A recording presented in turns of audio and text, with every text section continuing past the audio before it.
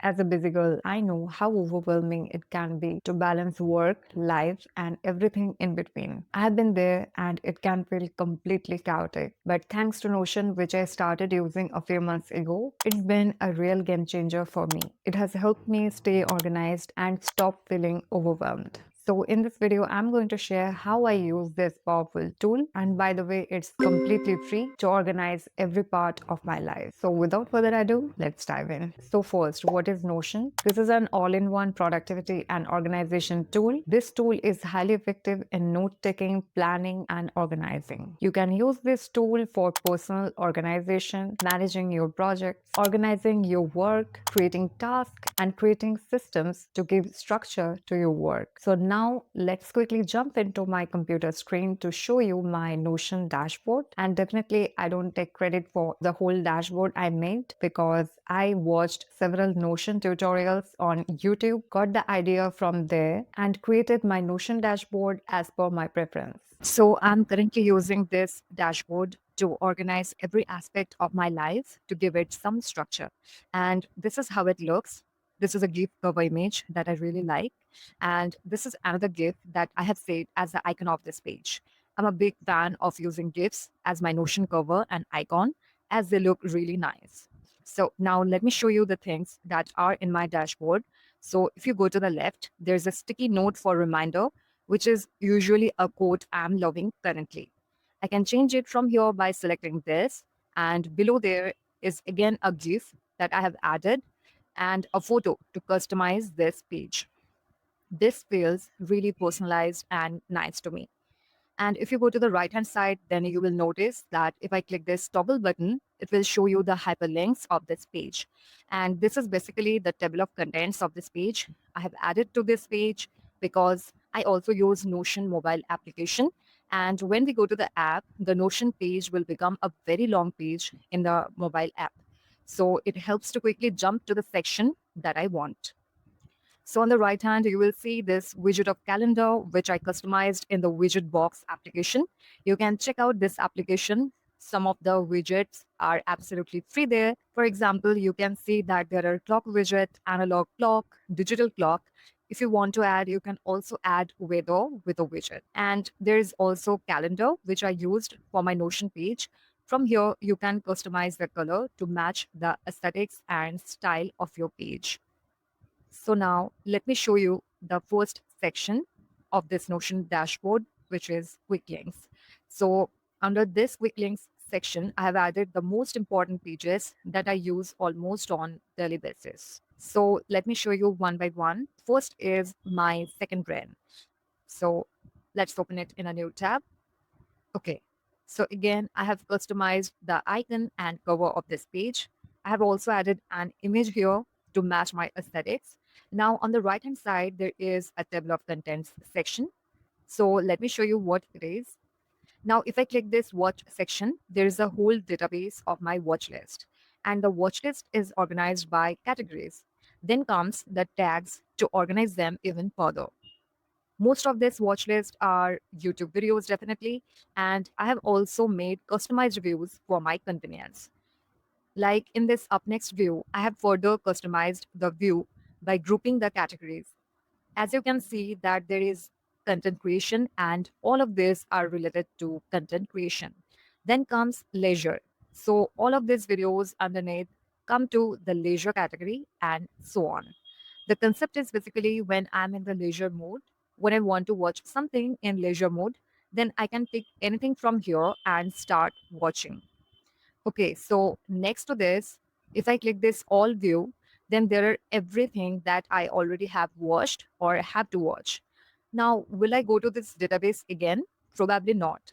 But if I want to search something, then I can quickly search here, either using this search feature or I can also use this command Control plus F. So I can search through this database to find anything I want to. So this is about all section. And if I go right next to it, then this section will show everything that I have already watched.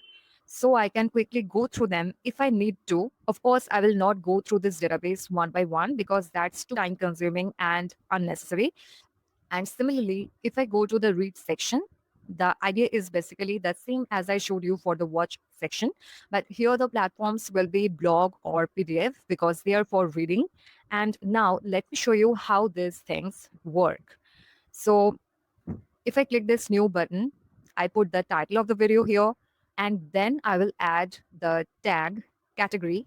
And if any files and video are attached to it, for example, any freebie that I got from any creator, then I can link it here. And finally, the link of the video platform is YouTube, and I can also add the priority here. For example, next up and status not started, which I can change from here again. So this is how it looks like, and you can see that it has been added here. So now let me show you how I made the quarterly planning system inside yearly planning page for myself. Definitely, I don't take the whole credit because I have watched a lot of tutorials on YouTube and customized it as per my preference. Okay, so if I scroll this page, there is a table for 2025 goals. And if I want to add a yearly goal here, then I have to click this plus button and name my goal. And then I can categorize it from here. And I can choose which quarter I want to work for this goal. And if I want to add emojis like this, then I have to open this page. And from here, I can set the icon for this page. And as you can see that the emoji is now showing up here.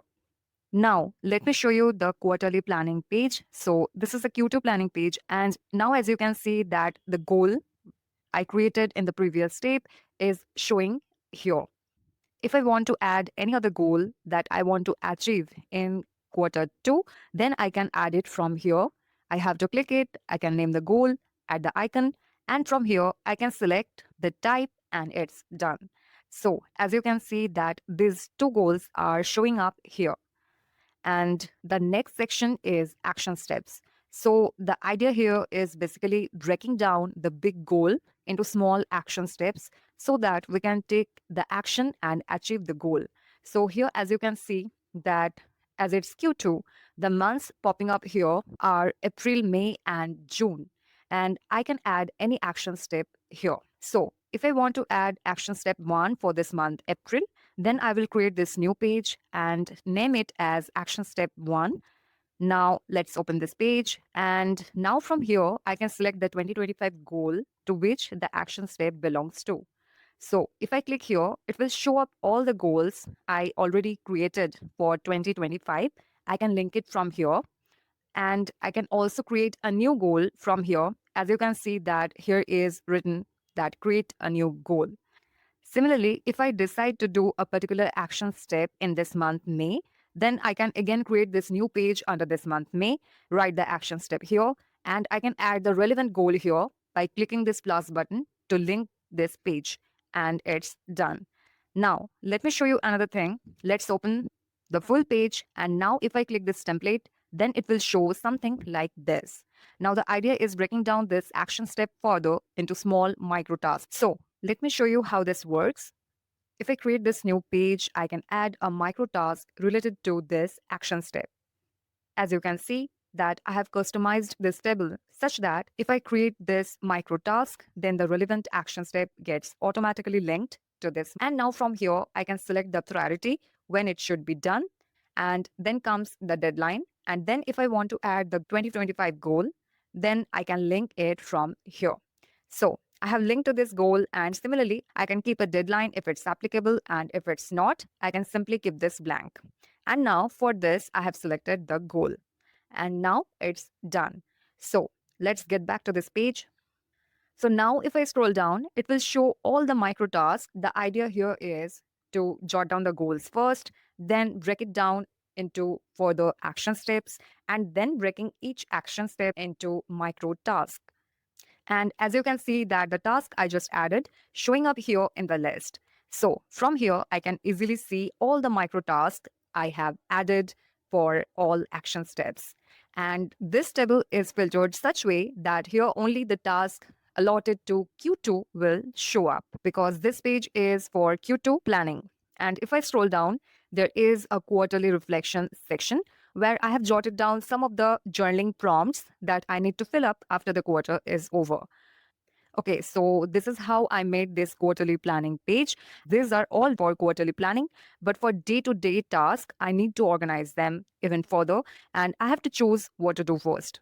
So for that, let's go to the yearly planning page. And as you can see that this page is linked here, which is named as Task Organizer.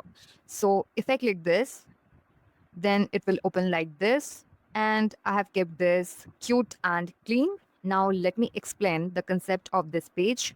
If I go for the very first section, which is named as brain dump, and if I click this toggle button, then it will show up all the tasks here that I have brain dumped.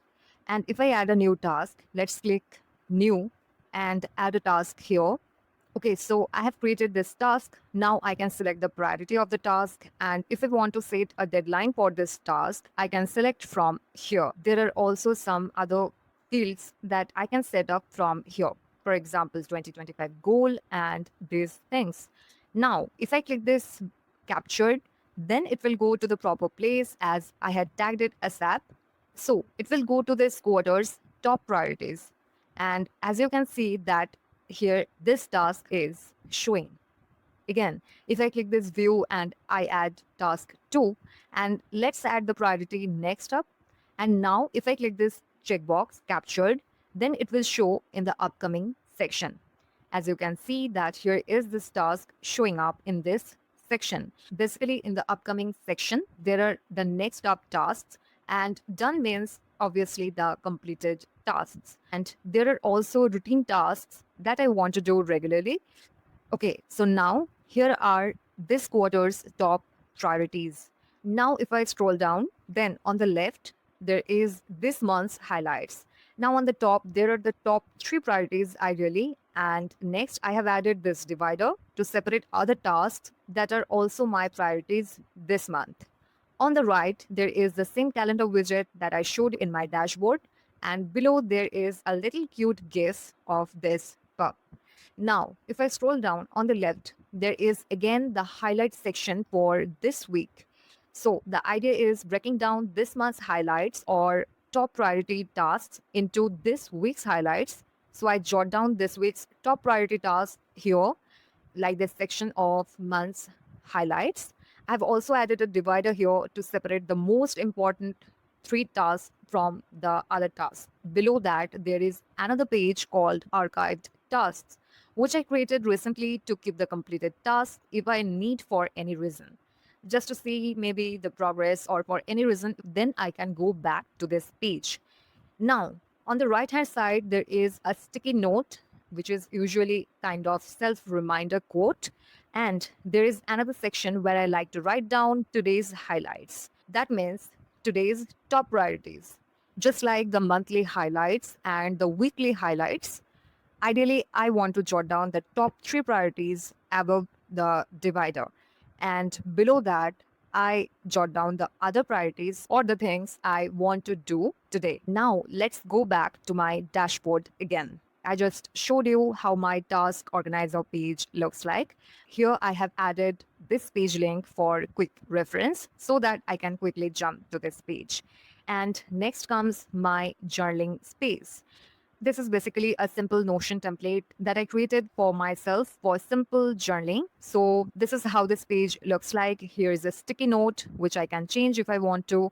And below that, I have jotted down how to use this template. So if you grab this template, don't worry, there are proper guidance on how to use this template properly. I have added a nice aesthetic photo icon and cover for this page to personalize this. And I have added the same calendar widget that I showed you multiple times. Now, if I scroll down, there is monthly organized journal, and you can simply select the month you are in. Open this page as full page. I have created this custom cover for these pages. And if I scroll down, then there are pre-written dates of the months, and I can just quickly go there and write my own thoughts for the day. So this is how it works.